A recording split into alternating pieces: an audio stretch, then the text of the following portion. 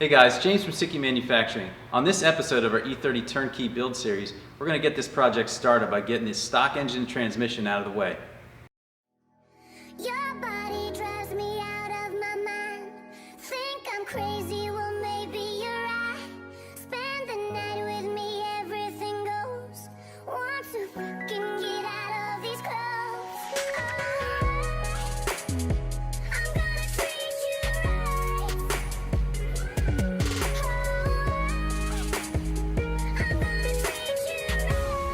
Alright guys, we got the motor and transmission out of the way, dropped the old drive shaft from the E30, got the exhaust out, so everything's pretty much cleared out, ready to go.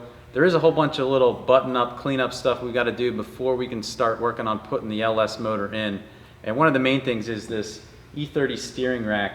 Because of the angle and the position of the steering column itself, it will not work with the LS swap. So we use the E36 rack upgrade with our spacer kit and hardware kit, and our steering shaft upgrade, which is a much lower profile chromoly joint, CNC shaft. Everything fits great, provides the needed clearance for the headers and the swap itself. So that's going to be the next thing we're going to knock out.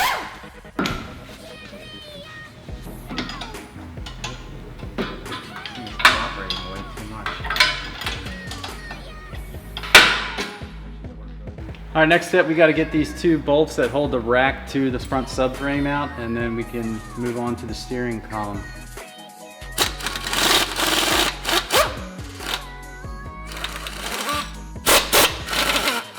All right, now we got to unbolt this steering column bolt from right here and the one down here on the rack.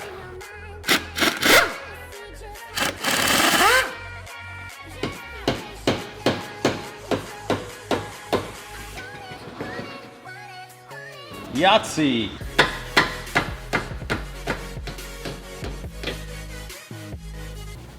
Alright, so you can see we got the factory E30 rack out, and here's the factory E30 steering column. Part of the reason it makes this steering column kind of crappy is this rag joint here. It's basically rubber with cloth in the middle, and believe it or not, this actually has a lot of flex in it, so if you're driving your car fast on the track or cornering it hard, you're going to have kind of a wishy-washy feel in the steering wheel because of this. So one of the other benefits of our upgraded steering column is the fact that it replaces this rag joint with the precision CNC joints that are made out of chromoly. There's no flex, so you get 100% of the feel up through the wheel. You can even feel running over a pebble at speed because of the stiffness and tightness of all the joints that come in our steering shaft. So from a driver perspective, it's an awesome upgrade, really gets you connected with the road. So for this E36 rack upgrade for the E30, you don't have to buy a brand new one. In this case, we went with a brand new remanufactured version, but you can get a junkyard rack as long as it's in good shape and the seals aren't leaking either way. But we went with a brand new one for this particular build.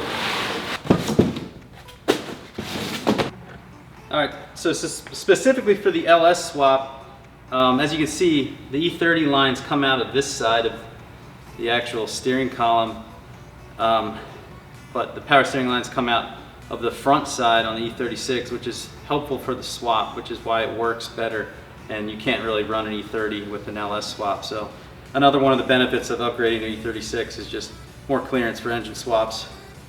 So this rack comes with the E36 inner tie rods, which won't work, so you've got to run your E30 inner and outer tie rods to have the proper alignment and toe and all that. So you can reuse the old used stuff if you want. In our case, we're going to put brand new inner and outer tie rods on this rack, but we're not going to do that till it's in the car. And same goes for this particular one. We're not going to remove these till they're in the car. It's just easier to work on. Slide it up in here. The spacers that we provide in the kit actually go on the top side, so you're going to want to slide that up in here.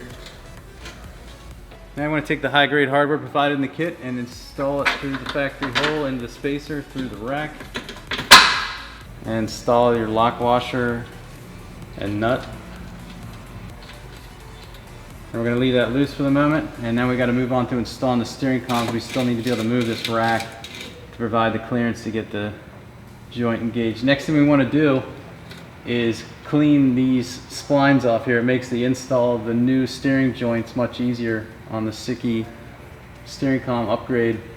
Since we're using a brand new steering rack, This side, on the rack side, doesn't need to be touched, but if you're using a junkyard rack, make sure you clean the spline so the joints slide on easily.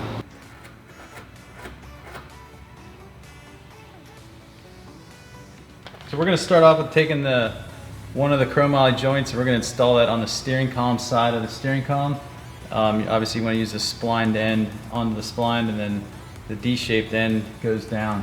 So we're going to slide this up. I want to make sure your set screw's turned out enough where it's not binding on the threads, and slide it up in here.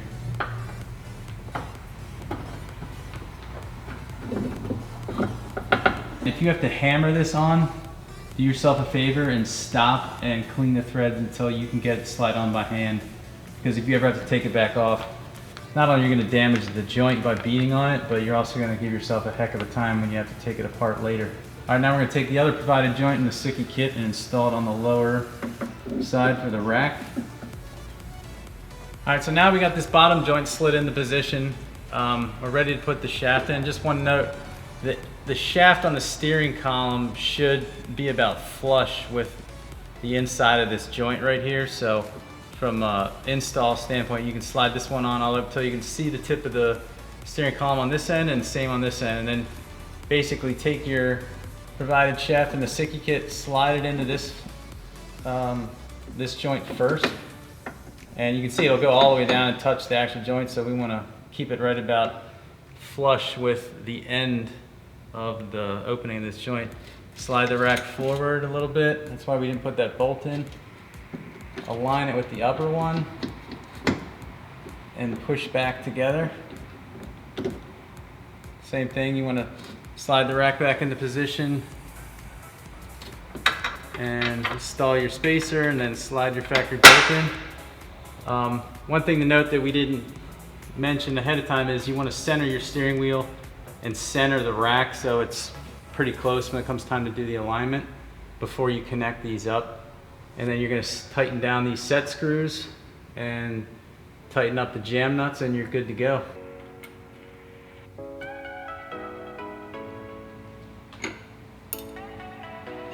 So as you can see, compared to the big clunky floppy factory one, this low profile SIKKY chromoly CNC version leaves a lot more room for activities. Alright, so we got the rack bolted in, the hard part's out of the way.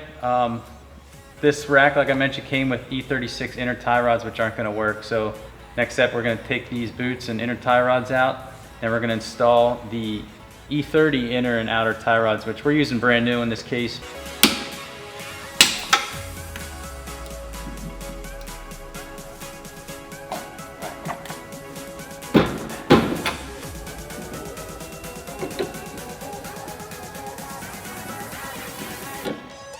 Now install your new or used tie rods the same way you took this one off.